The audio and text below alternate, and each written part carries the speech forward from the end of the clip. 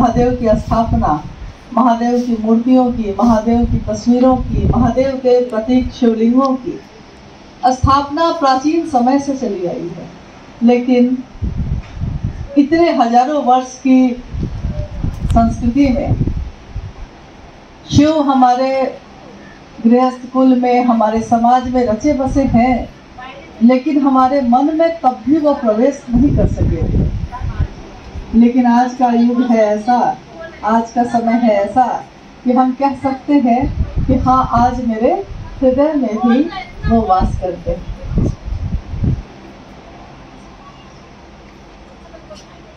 कोई दिक्कत हो रही है?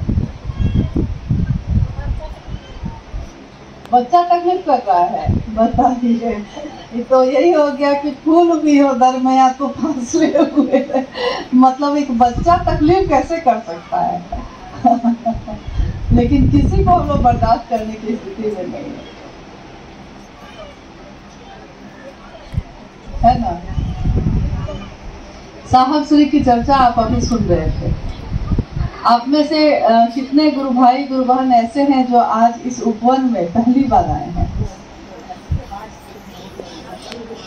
सब पहली बार आए हैं, ज्यादातर लोग पहली बार आए हैं।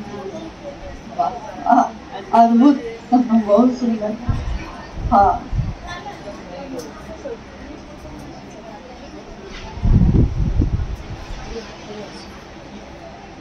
आप लोग भी ठीक है, ठीक है, पहली बार आए, ठीक है। कल एक गुरु भाई हम लोग के हैं, बैठे हुए हैं, मधुबनी के गजेंद्र जी, उन्होंने भी हाथ उठा दिया। तो हम लोगों ने कहा आप तो बहुत बार आए हैं। तो उन्होंने कहा कि जब आते हैं कि लगता है कि पहली बार आए हैं।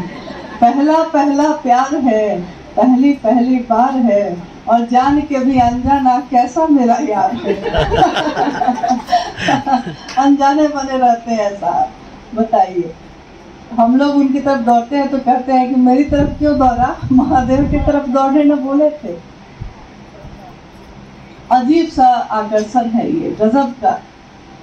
एक ऐसा चुंबक, एक ऐसा चुंबक का जो परिधि होता है, चुंबक की परिधि होती है, एक ऐसी परिधि जिसमें कोई लोहे का टुकड़ा आ जाए तो प्रबलतम आकर्षण में खींचा चला जाता है।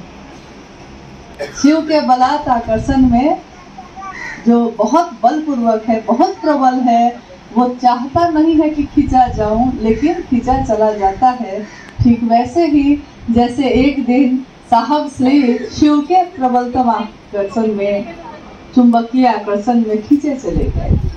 उन्होंने अपनी पुस्तक में लिखा है इस पंक्ति को कि मैं नहीं जानता कि शिव के इस प्रबल आकर्षण में मैं क्यों एक लोहे के टुकड़े की भांति खींचा चला गया, ये मैं नहीं जानता। अगर इसका उत्तर कोई दे सकता है तो ये तो वो चुंबक दे सकता है, या फिर मेरे गुरु शिव दे सकते हैं। स्वयं शिव ही दे सकते हैं इसका उत्तर, मैं तो नहीं।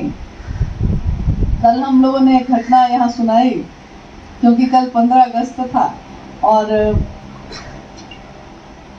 पिछले 2 वर्ष पहले 2022 के 15 अगस्त में एक गुरु भाई ने भी, क्योंकि उस दिन साहब मिलने के लिए मना कर चुके थे, एक गुरु भाई से भी जब हम लोगों ने कहा कि भाई साहब ने मना किया है, तो उसने उत्तर में मुझको यही पंक्ति समझा दी कि मैं नहीं जानता कि शिव के प्रबल आकर्षण में मैं क्यों चला आता हूँ। इसका उत्तर देंगे अगर कोई तो वो देंगे जो उपवन में बैठे हैं, यानी साहब जानेंगे कि मैं क्यों चला आता हूँ। वो समय नहीं देते हैं तब भी मैं खींचा चला आता हूँ। ये क्यों होता है ये मैं नहीं जानता, लेकिन मैं चाहूँ भी तो रुक नहीं पाता। लगता है जैसे कोई जबरदस्त सा खिंचाव, बहुत प्रबल आकर्षण मुझको अपनी तरफ खींचे चला जा रहा है। मैं चाहता नहीं हूँ उस तरफ जाऊँ, लेकिन खींचा ही चला जाता हूँ तो विवश हो जाता हूँ। वैसे ही हमारा मन आज महादेव के लिए भी होता है, चाहे हम कहीं भी रहें।